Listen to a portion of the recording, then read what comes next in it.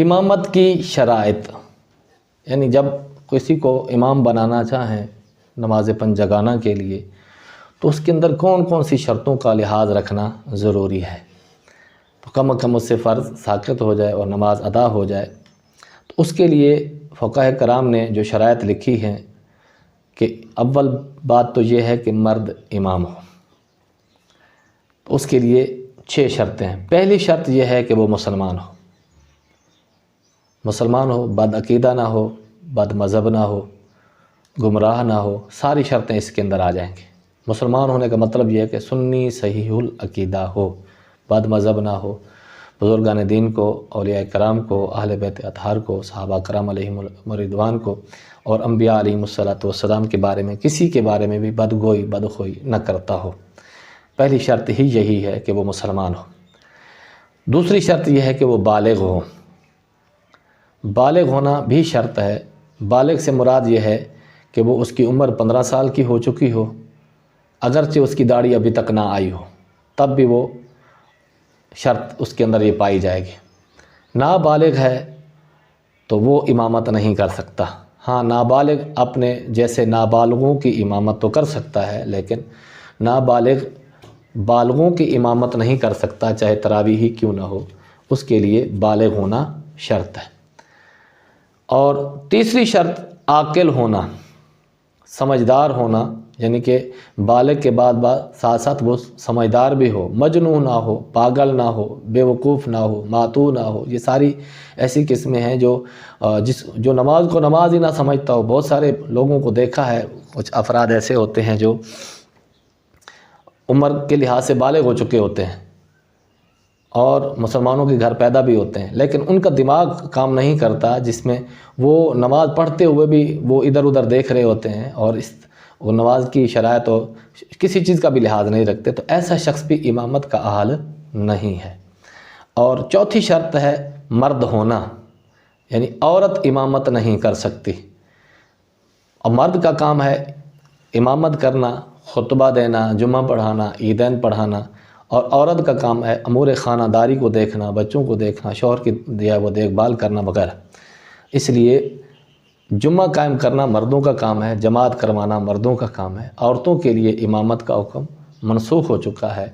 جو خواتین امامت کرواتی ہیں ان کے لیے امامت کروانا گناہ ہے، اور ان کا نماز پڑھانا بھی گناہ ہے، اور اس کے پیچھے نماز پڑھنا بھی گناہ ہے۔ یہ تشبہ بالرجال ہے، مردوں کے ساتھ تشبہ ہے، اور شریعت مطہرہ نے اسے منع فرمایا تھا۔ اور اس پر جو احادیث پاک شاہد بھی ہیں اور فقہ کی کتب اس کے اوپر بالکل واضح موقف رکھتی ہیں کہ عورت کی امامت کرانا مکروہ تحریمی ہے۔ پانچویں شرط قرأت ہے، یعنی جس شخص کو آپ امام بنانا چاہ رہے ہیں تو اس کا قرآن درست ہو اور اس کی ادائیگی درست ہو، تجوید کے ساتھ منزل من اللہ کے مطابق اس کی قرأت اور تلاوت کرتا ہو، اور اتنی کہ جس کے ساتھ نماز جائز ہو جائے۔ سورۃ فاتحہ یعنی ثنا ہے، تعوذ ہے، تسمیہ ہے، اور سورۃ فاتحہ ہے، اور اس کے ساتھ کوئی سورت ملانی ہے، 3 آیتیں یا کم از کم بڑی ایک آیت جو 3 آیت کے برابر ہو، یا پھر ایک چھوٹی سورت، یعنی اتنی قرأت وہ جانتا ہو جس کے ساتھ نماز جائز ہو جاتی ہو، تو یہ بھی شرط ہے۔ یہ کم سے کم حد بندی بتائی جا رہی ہے۔ اور اگلی شرط جو چھٹی شرط ہے وہ معذور نہ ہو، یعنی معذور کا مطلب یہ ہے کہ وہ اس کا وضو نہیں ٹھہرتا، بار بار قطرے آتے ہیں، تو ایسا شخص امامت کا اہل نہیں ہے۔ جس کا زخم بہہ رہا ہے اس کو معذور شرعی کہتے ہیں، وہ صرف وقت کے لیے وضو کرتا ہے، قطرے والا وقت کے لیے وضو کرتا ہے، تو یہ امامت نہیں کر سکتا۔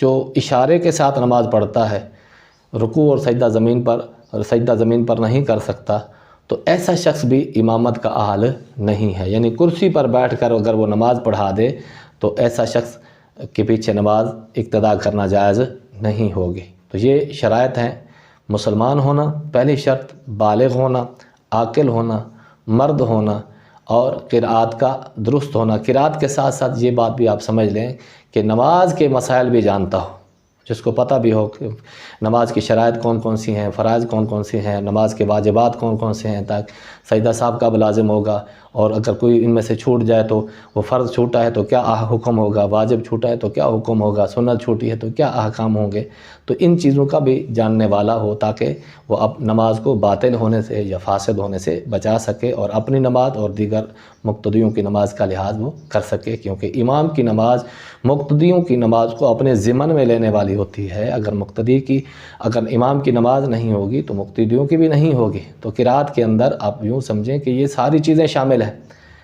نماز کے مسائل بھی شامل ہیں، نماز کے احکام بھی شامل ہیں، قرآن کریم کی قرات بھی شامل ہے، یہ ساری چیزیں اس کے اندر شامل ہیں، یعنی کہ وہ قرات کا جاننے والا بھی ہو، مسائل کا جاننے والا بھی ہو، اور معذور بھی نہ ہو۔ معذور سے مراد یہ نہیں ہے کہ وہ اس کے ہاتھ لولا لنگڑا نہ ہو، یہ مطلب نہیں ہے۔ معذور سے مراد معذور شرعی ہے۔